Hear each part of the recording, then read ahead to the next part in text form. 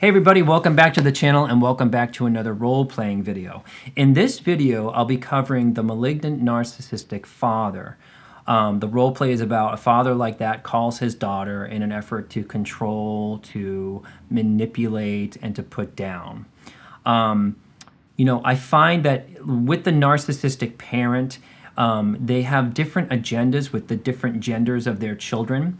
In a prior video, I had a narcissistic mother who was sort of being abusive to her son. And in this case, we have the narcissistic father being abusive to the daughter. And I find that with a father-daughter relationship with malignant narcissism, it's more about sort of ownership and control. If it was a malignant father and a son, it is often about this weird competitive energy that the father creates with the son. You guys can feel free to leave a comment about what kind of dynamics you'd like to see that maybe applies to your situation with a narcissistic parent. If you're new to me or new to the channel, welcome. If you find this video helpful to you, you can take a second and hit the subscribe button or hit the like button or the share button. You can hit all the buttons you can't miss. And if you find that these videos are helpful to your recovery, you can support the work that goes into this channel over at my Patreon. And you can check out my website for specific childhood trauma handouts and e-courses. And I'll have all the links in the description of this video, as well as including my social media links so we can connect. So the scenario in this video is a highly narcissistic father calls his daughter, who is in like her early 20s, to ask why she is seeing a therapist since it has now shown up on an insurance statement since she is on his plan. She is a recent graduate or about to graduate, and she's trying to establish her first professional job. Think about this daughter as being somewhere in the ballpark between like 22 and 24. I'll run the role play in 3 parts as usual. First is with the narcissistic father. Second role play is with what it would look like if the father was healthy. And the third role play is about the daughter being empowered and sort of having some power in the situation with the malignant narcissist. You know, as always, guys, comments that point out that we shouldn't be picking up the phone anyway with somebody like this are just way too judgy and not necessary. Everyone starts somewhere. And to the point of these videos is to highlight how toxic these family systems can be, and knowing that is the first step to disengaging. So here we go. And I want to give you guys a heads up about being triggered. This gets gross fast. If at any time it feels uncomfortable, you can just stop the video. I will run the 3 role plays, and then I'll also do a recap at the end. Hello? Hey! I'm looking at this insurance statement and it nearly gave me a stroke. What are you seeing a therapist for? You of all people have no problems. Dad, I'm sorry. I was going to tell you. I thought all that was confidential. God, don't be so dumb, Cassie. I'm the policy holder and you're not 26 yet. I see everything, remember? I get all the bills. I bet you don't even know how a deductible works. Dad, I didn't know that you'd see that. I just started seeing this person 2 months ago. Well, I looked them up, and it seems like you're seeing a big nobody. Classic you. Their office is even downtown, Cassie. They're not even a f***ing doctor, and what are those ridiculous letters after their names? You're probably getting scammed. I'm sorry, Dad. It's been helpful, and I like them. Oh, please, you're fine. You just need to stop talking to your mother so much. She needs a psych ward, and God knows I thought about getting her committed. And another thing, your mother insanely thinks that I don't know how to get the court to see that I'm right about the financial statements, but that's a whole other story, and you can go right ahead and tell her all about it. Look, you don't need therapy, you need a job. Some nobody loser therapist with terrible headshots on their website is just pathetic, and they just want your money. I don't even know how you can see somebody who looks like that. Ugh. By the way, I left them a voicemail. Since I'm paying for this, they need to talk to me about this so I can set them straight about you. Dad, you can't do that. I can. You need my permission to speak with them. She's not going to call you back. They're a really good therapist, and they're not like that at all. Once I get a job, I can get off your insurance, and it won't be a pain for you, okay? I've been interviewing this week. Says you. I'll keep calling them. I have my ways. Hold off on that getting your own insurance, okay? We'll see. You probably won't get a decent starting job, and you'll probably still need to be on my plan unless you're interviewing for something high profile, which I seriously doubt. Well, I just graduated, and I've had 2 interviews for Nonprofits? Oh, come on, Cassie. Nonprofits pay nothing and they're so dumpy. What are you doing? Have you not learned anything from me? Dad, I'm sorry. I just don't want to work on the corporate side of business administration. It doesn't line up with me, and I know that you hate that, but... You went to school for that, though. Are you kidding me? This is ridiculous, again with this lame dreamer stuff. You didn't want to get into journalism when I thought you'd make a fantastic, pretty anchor woman.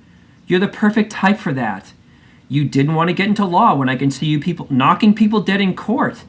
If you just get out of your mother's dopey mindset. And you didn't want to get into medicine when you could have done very impressive things in that. You're throwing all those looks and smarts away.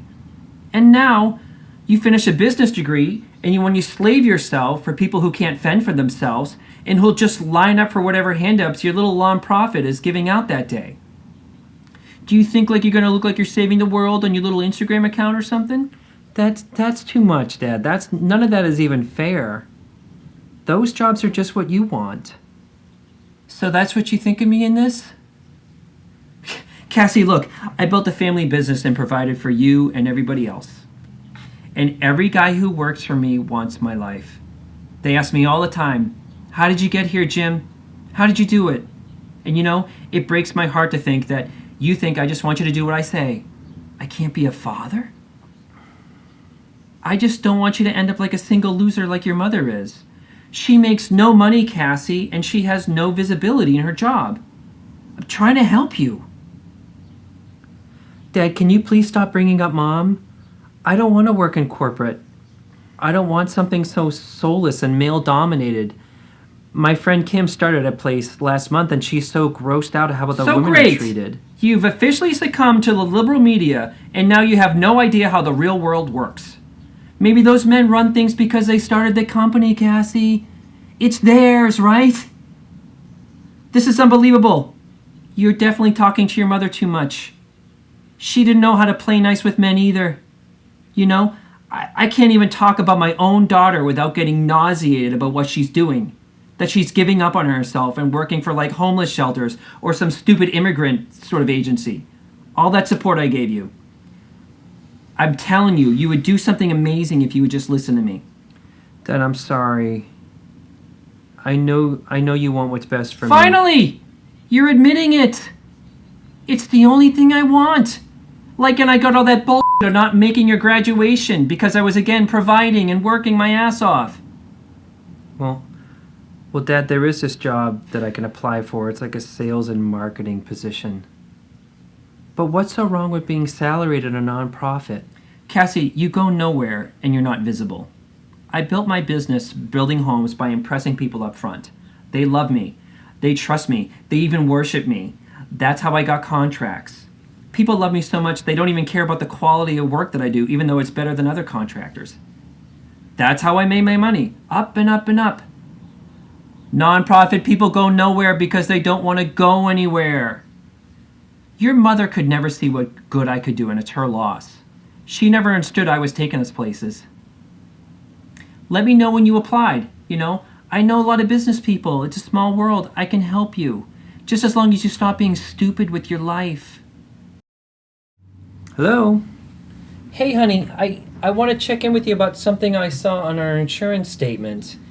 And if it's too sensitive to you, you don't have to talk about it with me, but I see that you're seeing a therapist and I got a little worried. Oh, yeah. Sorry. You know, I meant to tell you. I thought all that stuff was confidential. I know. You think it would be, but since you're on my plan and you're not 26 yet, all the statements come together. Are you okay with talking to me about it? Sure, yeah. It's just a little embarrassing, but I just started seeing someone a couple months ago because I'm trying to... I need help figuring out my job stuff. Totally get it. Yeah, you just graduated and I'm sure it's stressful. You go from hitting the finish line with school, and then you're jumping into all that pressure about finding something, right? It's totally like that, and the therapist is helping me chill out about my anxiety about it. I don't want to be waiting tables forever, but my rent sucks up all that money, and my other friends have already gotten jobs, and I'm just anxious. I've been there, and, it'll happen soon. I'm glad that this person's helpful to you, and, The offer still stands if you want to do some work for the business, but I know that that's not really your jam. Thanks, Dad. I really want to do this on my own. Like, I have a business degree now, but I can't stand the options because they're mostly corporate. I've interviewed with 2 nonprofits, and that seem to do really cool things that I like better rather than working in this really male-dominated corporate situation. Kim just got a job in corporate, and it's so gross to her. I bet, Tell me about the nonprofits. Well, one does really cool work with inner city education, and the other it's kind of fuzzy, but they do work around providing art and music programs in the community. I can totally see you doing work like that. That's so you. I love that you're thinking like that. It's really important to do something that lines up with your insides. I'm proud of you for staying true to yourself, but finding your way is super hard. But man, once you get into that place and stop waiting tables, you're going to feel like you're on top of the world. I'm glad that the person's helpful to you. Love you, Dad. And I'll also probably get my own health insurance when I get hired, so you don't have to worry. Cool. Well, either way, more adulting. I'm glad you're all right. I just wanted to call you, okay? Love you. Hello? Hey, I'm looking at this insurance statement and it nearly gave me a stroke. What are you seeing a therapist for? You don't have any problems.